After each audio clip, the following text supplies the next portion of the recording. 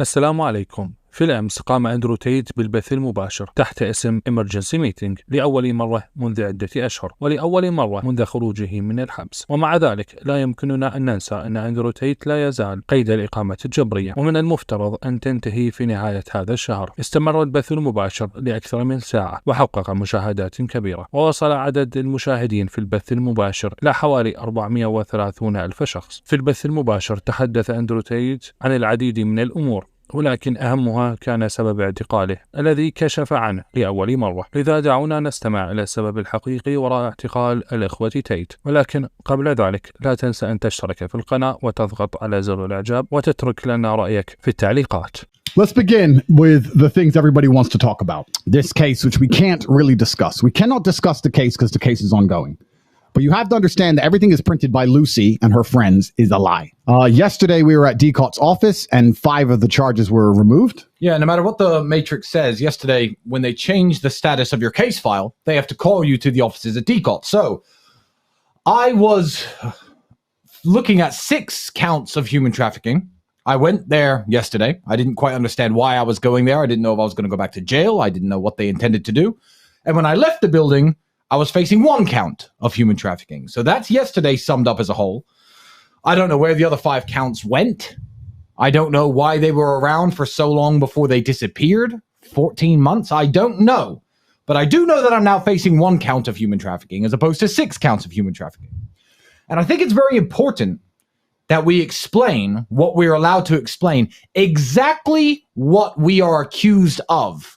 Because there's a lot of confusion about old videos we made, things we said 8 years ago. Does this link it to the case somehow? I'm going to tell you what we are accused of, and I'm allowed to talk about this because it was on my arrest documents. Here is the official story. In 2021, 2 years ago, my brother and I formed an organized criminal gang with the intent of moving women to Romania so we could steal money from their TikTok accounts to enrich ourselves. I think it's very important that I tell the world this and come across explaining what we're accused of, because people are asking very normal questions, even fans of mine. Hey, Tristan, you used to run a webcam studio. I no longer run one, but yes, I used to. How is this linked into the case? That has nothing to do with the case. There is no link between what I'm currently being accused of, what I'm currently going through, and any activities I used to do with running webcam studios. Everyone who works for me has sent me letters of encouragement, emails of encouragement. I appreciate them all. I appreciate the love and support, of course. But the narrative is that I formed a criminal gang when my net worth was already over $100 million, when I was already a father to a daughter, nonetheless, when I was already a world famous individual, when I was a retired professional sportsman, when my brother was already the retired 4-time kickboxing champion of the world with no financial motive, we allegedly formed this gang to steal money from TikTok accounts. That is the narrative. That is what I have been arrested for. And this is the first time publicly I could finally clear that up. Yeah, so God is on our side. And you know what? I have faith in the Romanian judicial system. So do I. I have faith in the system. And unfortunately, the reality is in every country in the world, this is not an anti-Romania podcast. Let's make this very clear. In every country in the world, innocent people get caught up in the judicial system and they have to prove their innocence.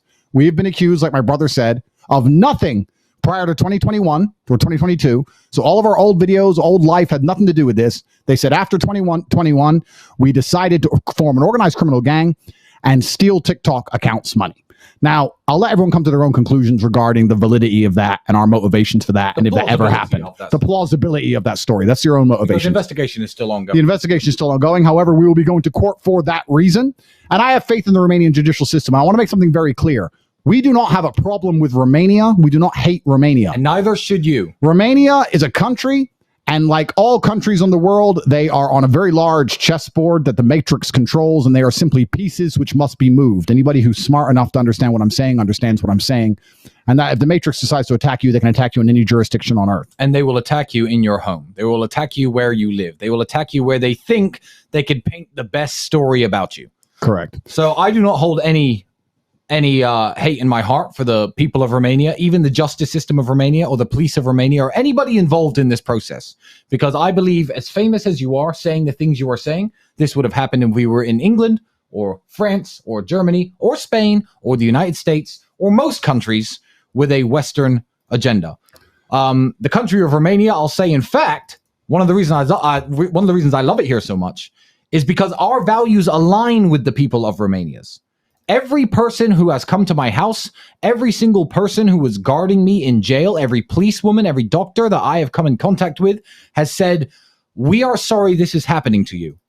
And I am not going to be leaving Romania. My daughter is a Romanian. She has Romania written on her passport. This is my country. I have lived here for 7 years. So people who do not understand the situation are very quick to blame Romania, but they're wrong. Do not do that. I might move to Cluj instead of Bucharest. What do you think? I like Cluj. A bit more of a quiet life. I like Cluj too. Cluj is a beautiful city. Well, yeah.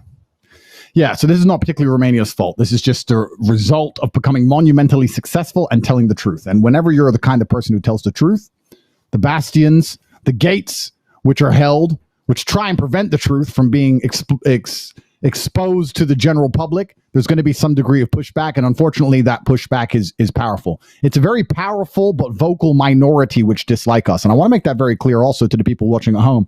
People often say, "Oh, but what do women think about you?" Do you know what? I got maybe 1,000 to 2,000 love letters from women a week in jail. Endless women support us. In fact, I'd say it was about 50-50. 50% of our mail was from men and 50% of our mail was from women.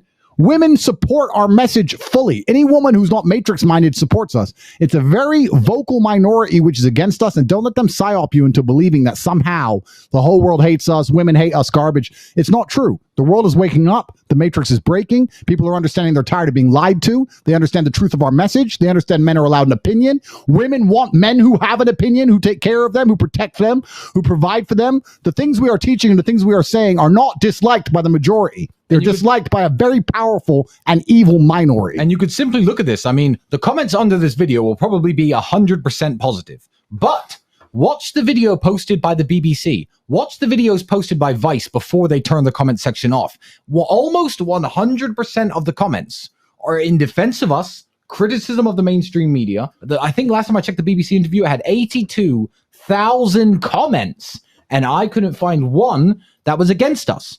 They can tell you we are bad people again and again and again, but nobody believes them anymore.